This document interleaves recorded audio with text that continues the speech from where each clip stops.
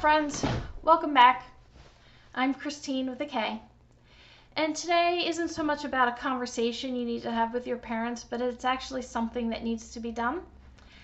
What needs to be done when your parent passes away? There's a lot of things on the list, but these are just some basic things, I think, and just things to keep in the back of your mind as the time draws near. So, first of all, you want to alert family members and ask your family not to post anything on social media until all immediate family, closest friends are notified. My husband and I have actually each found out about a grandparent passing away through an email list and a social media post. It was upsetting, and it certainly wasn't done, with malintent or anything like that.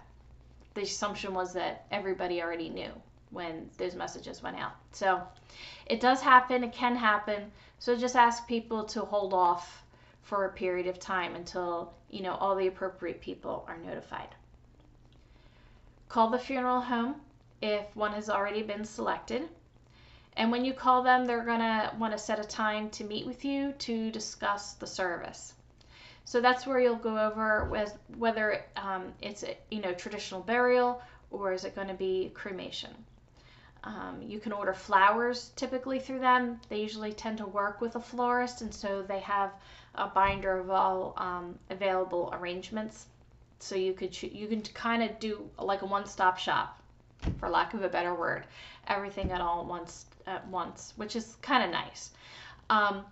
Then you also discuss where and when the service is going to take place. Are you going to do it at the funeral home, or are you going to do it at a place of worship, or are you going to do it somewhere completely different? And you're also you're going to need to choose the burial container. If they're being buried, then the type of coffin. If they're going to be cremated, the particular type of box, urn that you want your loved one to be in. And those depends on if you're going to scatter ashes or bury the urn. There's different types of material. And you're also going to need to order death certificates because, like life insurance company, financial institutions, they're going to want proof of death before they close any accounts or hand any money over to someone else. So if your parent is a veteran or your parent is a spouse of a veteran, then you get 10 free death certificates through the VA, which is the Veterans Administration. You can also order more from the funeral home for a fee. And anything ordered from the funeral home will need to be paid that day.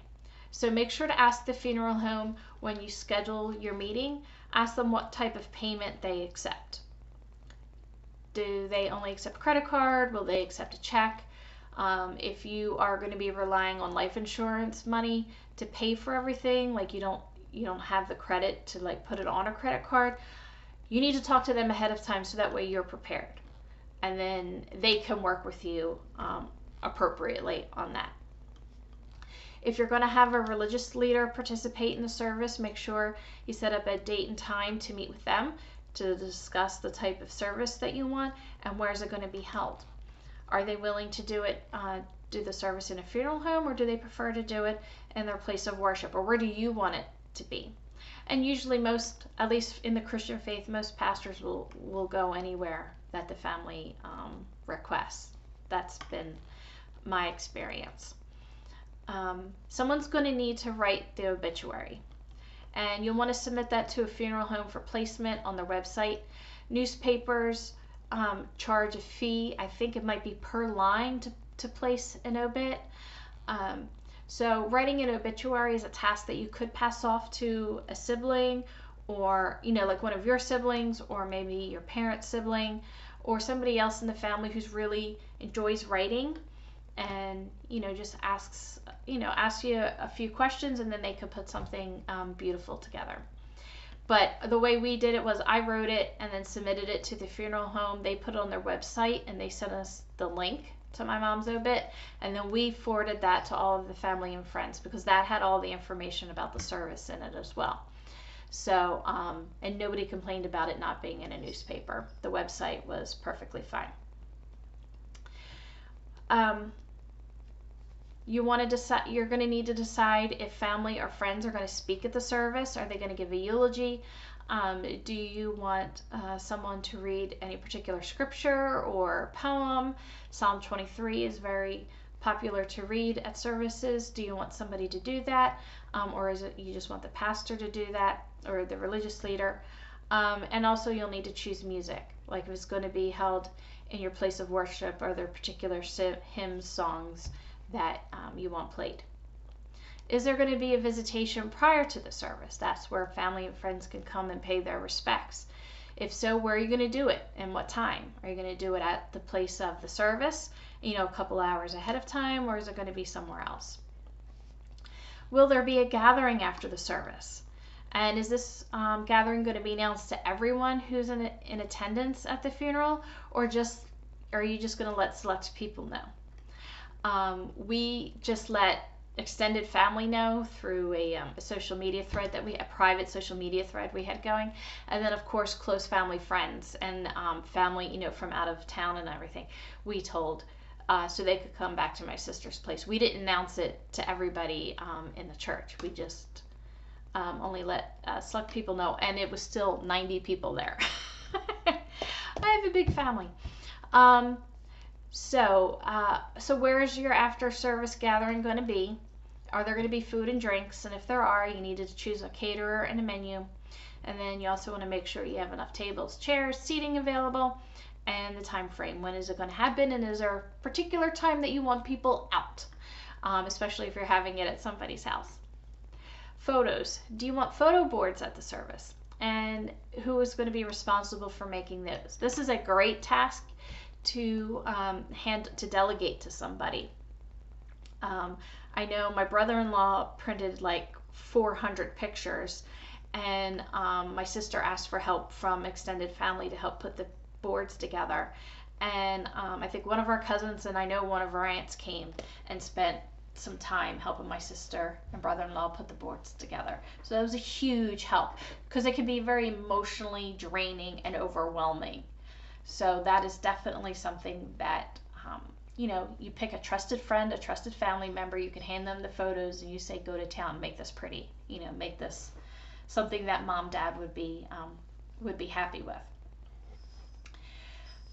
So after the service and everything, that's when the business side of death starts. And that's what it is. So you're going to need to contact life insurance company and find out what they need from you in order to get payment. And chances are it's going to be the death certificate. I know for my mom, I was able to scan in the death certificate and email them the image, and that worked just fine. So be aware of that. That is an option, but always check with the institution if they will accept a scanned in image or if they want a hard copy.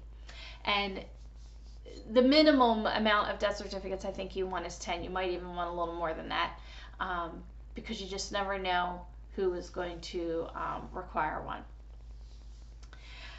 Besides life insurance, you're also going to contact all their banks, the financial institutions, and find out what you need to close and consolidate accounts.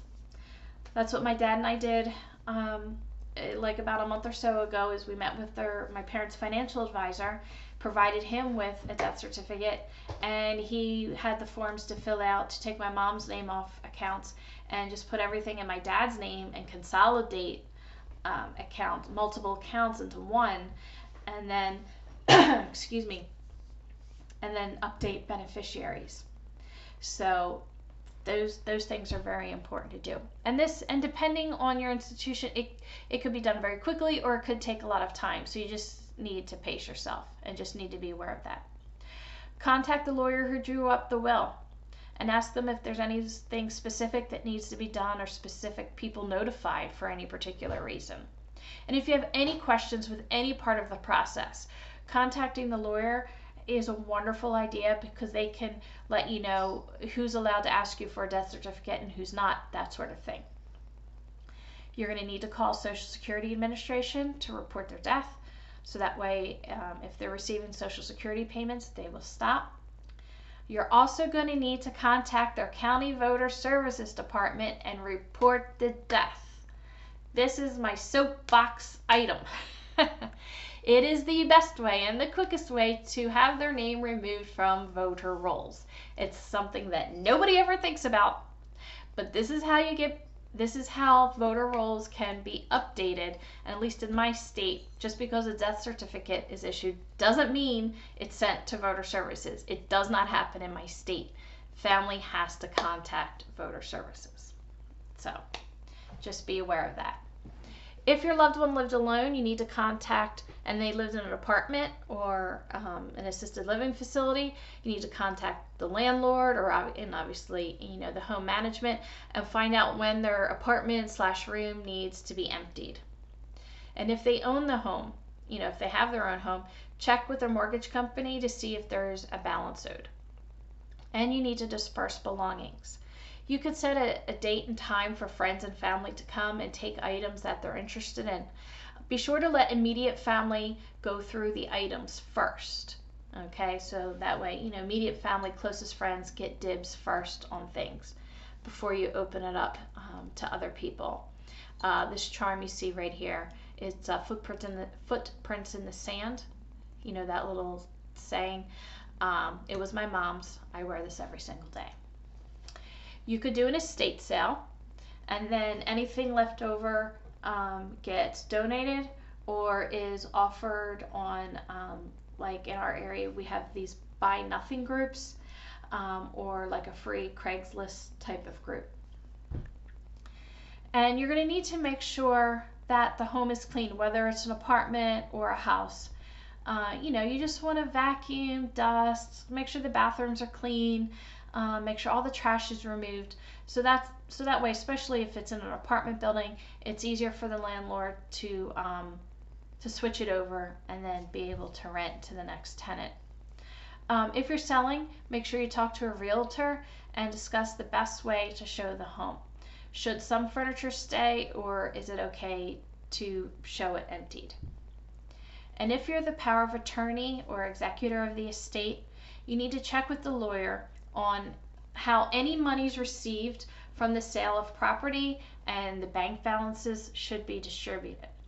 Is it split evenly among children, grandchildren? Is some supposed to go to a specific charity or a place of worship? That's kind of what I was talking about earlier, any little tidbits, specifics in the will that maybe you weren't aware of. But typically, if it's a parent, then the children, it gets distributed evenly. So like between my sister and I, when all is said and done at the very end, everything will just be split 50-50. There are a lot of things to keep in mind. The funeral home may have a checklist that they can give you of tasks that should be completed when a loved one passes. I know these may sound like impossible tasks, but they are doable, and you can do them. Don't be afraid to ask for help from trusted friends and family. You take one task at a time, one day at a time. Deep breaths. You have this. You got this. So till next time, friends, a huge hug for you. And TTFN, ta-ta for now.